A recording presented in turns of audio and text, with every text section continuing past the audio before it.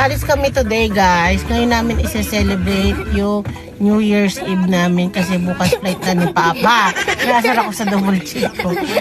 Yan, kaya kakain kami sa labas today. Hindi na ako nagluto. Pero marami akong pinirepare sa bahay. Ano lang, yung iinitin, ganun. Later na lang guys. Isa filter! Yeah, hello guys. He's fat! He's fat! Not with the baby inside the tummy. He's only My fat. beautiful daughter. Only fat. He's only fat.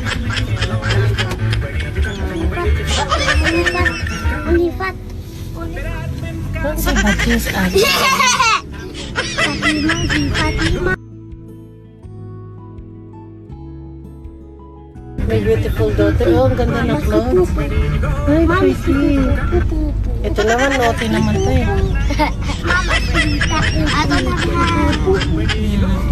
Dito kami magdi-dinner today sa Pancake Family Restaurant. Naisip namin dito na lang kami kumain. Sa-celebrate namin ang New Year dinner. You want that? Tiramisu. Tiramisu. In this one. The new update. This one. Okay, and this one. I want the strawberry drink. I want strawberry pizza. Ayan, okay. Hello guys. Is this tissue? Yeah, it's a wet tissue. Yeah. Hello guys. Over here look like Get yung tablet, Papa. To order look right tablet here. lang. Be careful the water. I picked dessert.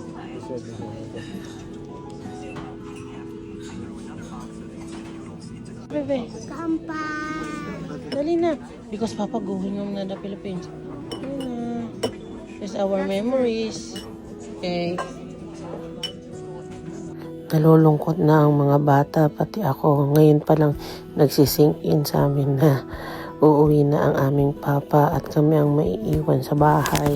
Ito yung aming order sa akin yan. Salmon with avocado and salad. Tapos si Ali, curry siya. Tapos si Ate Miyuki at si Ali, ang in-order nila milkshake strawberry. Si Papa naman pasta, seafood pasta. Ayan, sarap na sarap si Ali sa kanyang curry. Tapos si Ate Miyuki, ano siya, pancake. Kaya naman guys, hindi kami sumama. Pauwi ng Pilipinas, una-una magastos. Kasi kakauwi lang namin nung December at January, etong 2025, magastos. Sabi ko, kaysa naman sumama kami, bumili na nga lang kami ng sasakyan. Tapos, nadala na din ako guys. Sobrang dalang-dala na ako. Imbis na makaka-relax ako sa Pilipinas, pinagod ko lang yung sarili ko kasi yung mga anak ko, parang hapon na yan, hindi sila kumakain ng Philippine food. Yung hindi ako nakarelax talaga, nagkasakit pa kami. Kaya dalang-dala na ako, kaya uuwi na lang kami kapag high school na sila. Yung hindi babantayin, hindi alagain. Tapos ayan, nag-ano na kami, nag-dessert. Dessert na kami. Pati mahirap umuwi ng Pilipinas ng maliliit pa yung mga bata.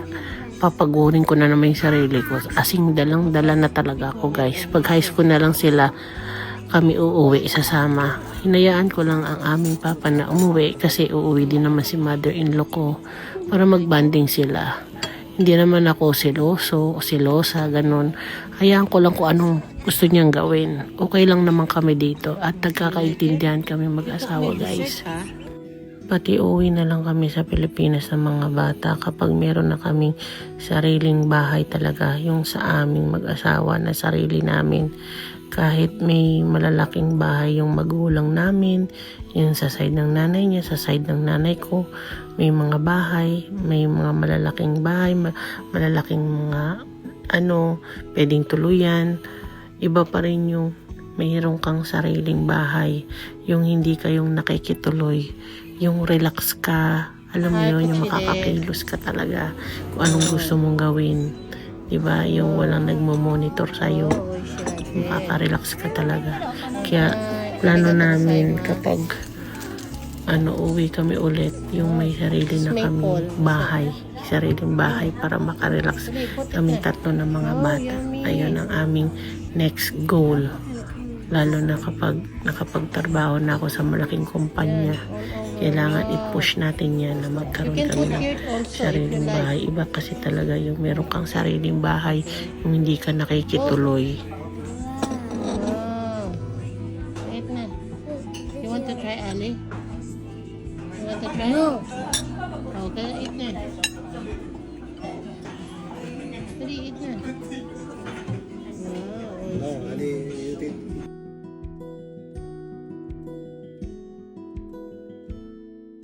Hello, guys. I got a new car. Even an expensive restaurant. You like our new car? Yeah. Nalulungkot na kami guys, naiiyak na kaming tatlo. Kaya gusto namin ihag lagi si Papa.